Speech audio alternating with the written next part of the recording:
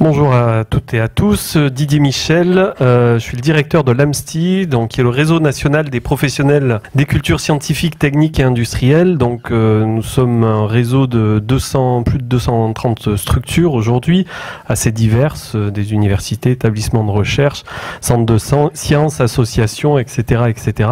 Et donc l'objectif de l'AMSTI, c'est de créer du lien entre les acteurs et les professionnels, influencer aussi auprès des décideurs.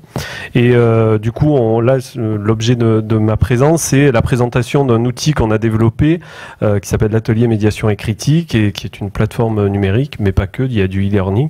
Et donc, je présenterai ça tout à l'heure quand ce sera mon tour. Bon, rebonjour à toutes et à tous.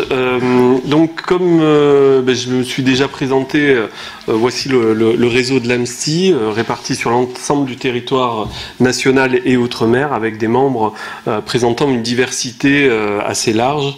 Donc, université, centre de recherche, jardin botanique, entreprise, bibliothèque. Nous avons le labo donc, de Cambrai qui est membre de notre réseau. Bon, voilà, donc une diversité d'acteurs qui constituent l'écosystème des médiateurs, des professionnels de la culture scientifique, technique et industrielle. C'est une très vieille association créée en 1982 à l'initiative à l'époque du ministre de la Recherche qui était Hubert Curien, avec cette idée de créer un espace d'échange, de discussion entre les différentes familles des professionnels des cultures scientifiques, techniques et industrielles. L'acronyme AMSTI, je ne vous le déroule pas parce qu'il est un petit peu compliqué, le terme aussi, mais on est en phase de réflexion sur justement ce terme, qu'est-ce qu'il veut dire, puisqu'il est il ferme aujourd'hui, puisque musée et centre de sciences, c'est dans l'acronyme. Aujourd'hui, les acteurs de la culture scientifique sont beaucoup plus larges que simplement les musées et les centres de sciences. Alors, le projet dont je vais vous parler, c'est l'atelier médiation et critique.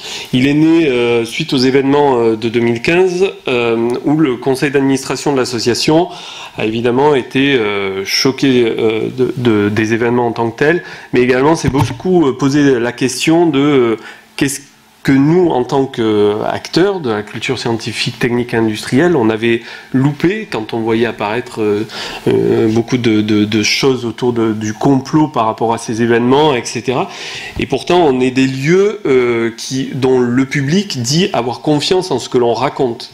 Dans les enquêtes, on est des lieux où les publics ont confiance dans le discours qui est dispensé par les médiateurs et les médiatrices. Donc, qu'est-ce qui se passait ? Et donc l'idée a été de créer un colloque, Science, Culture, Croyance, comment en parler. Alors oui, il y a le terme de croyance qui était là. Ce matin, ça a été évoqué comme étant compliqué, peut-être les deux entre science et croyance, mais en tous les cas, on l'a voulu volontairement dans notre titre. Et à l'issue de cette journée de discussion, de réflexion, où on a vu apparaître beaucoup de témoignages de membres du réseau qui justement évoquaient la difficulté qu'ils avaient pour aborder certains sujets dans leurs actions de médiation. On a eu des témoignages sur moi je ne peux plus, j'ai des difficultés à me conduire des ateliers sur la théorie de l'évolution. Donc c'était le Muséum de Marseille qui évoquait ça parce que des jeunes dans le groupe évoquaient que ce n'était pas vrai, quoi. On ne venait pas, il y avait pas la théorie d'évolution n'était pas vraie, ils descendaient d'ailleurs.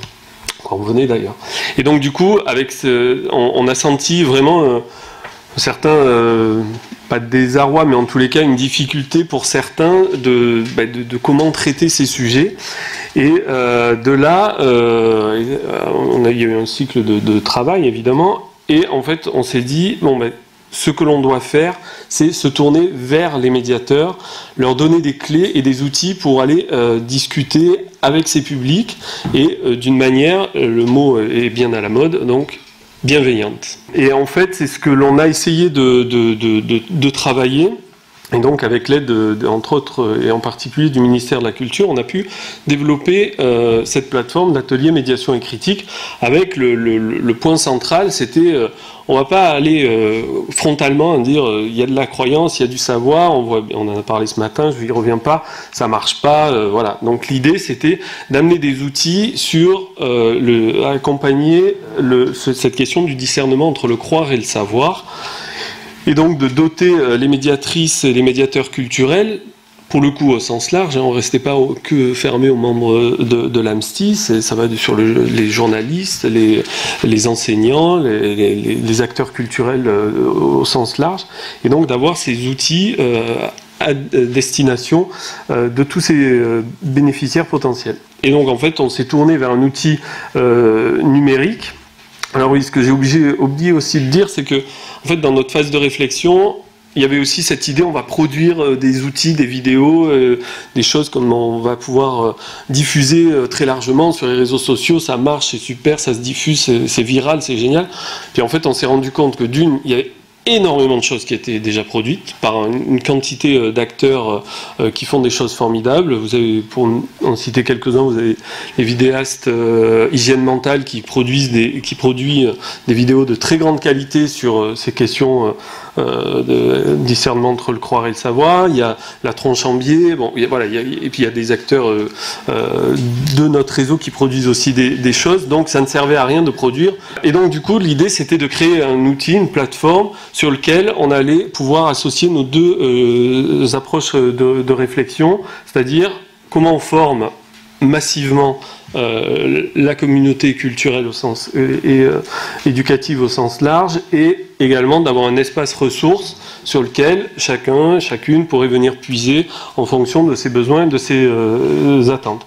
Et donc l'atelier médiation et critique est composé de deux parties. Donc vous avez un volet médiathèque sur lequel en fait on va récupérer, avec l'accord des personnes évidemment, les supports qui existent et on les met sur cet outil.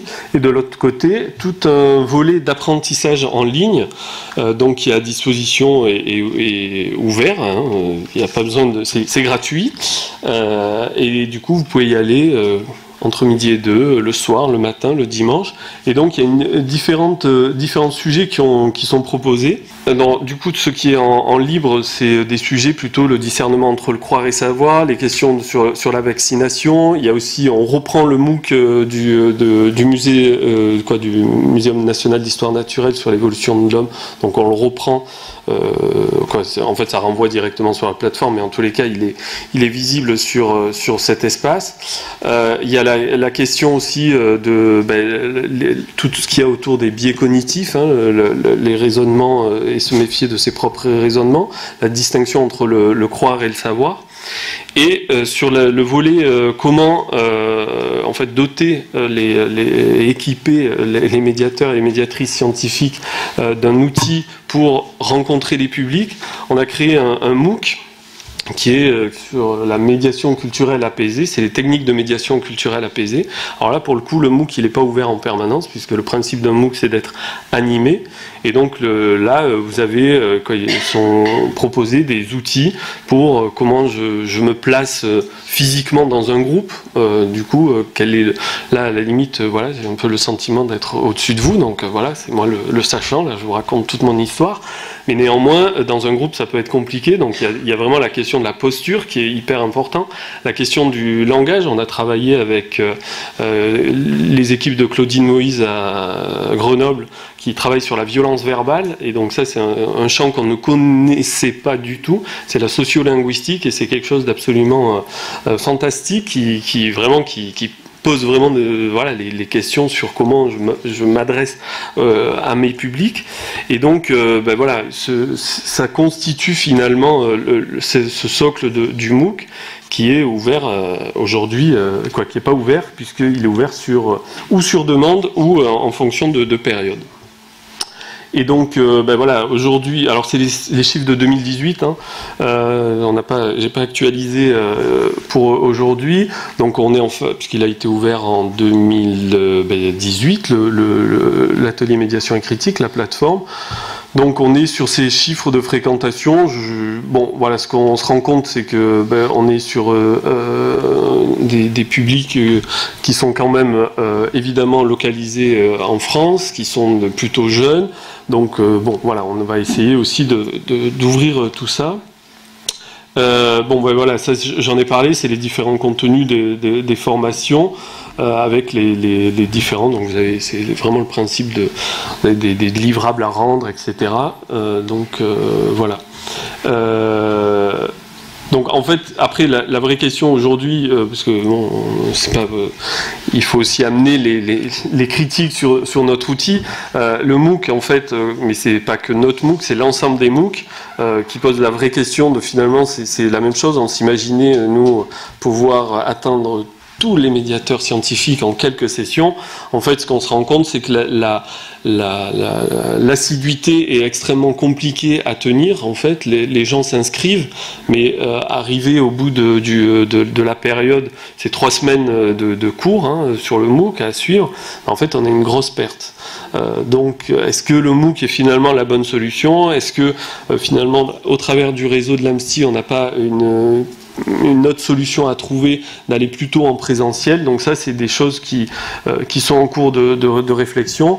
Néanmoins, le travail qui a été conduit au travers du MOOC a permis de mettre en avant des propositions ouvertes, évidemment, et disponibles pour la communauté des médiateurs culturels, et qui permet de répondre peut-être à des enjeux de cet autre rapport avec nos publics, et d'avoir d'autres manières de créer des ateliers ou des actions de médiation.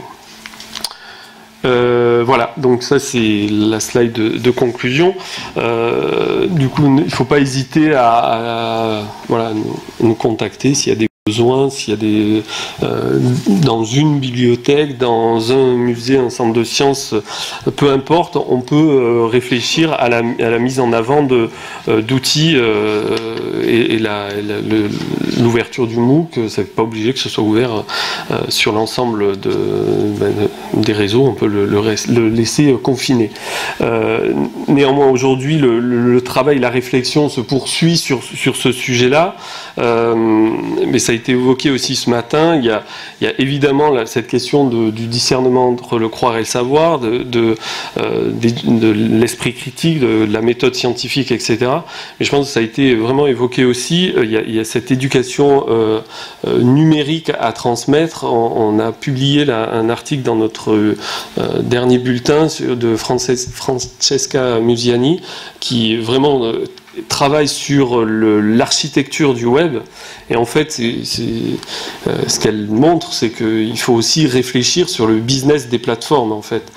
Que finalement, le clic est recherché par les plateformes. Et donc, c'est vrai que ce qui a été évoqué tout à l'heure, le Google qui met en avant des infox, c'est pas pour rien. C'est que du coup, il y a le titre sensationnaliste qui va permettre de cliquer. Donc, il y a aussi tout ce travail à conduire, au-delà de la question d'esprit critique, à amener finalement auprès de nos publics cette réflexion sur qu'est-ce que ça veut dire quand je vois apparaître des choses sur mon moteur de recherche, et comment je peux vérifier, accompagner, etc. Donc ça, je pense que c'est un chantier aussi important à conduire. Okay.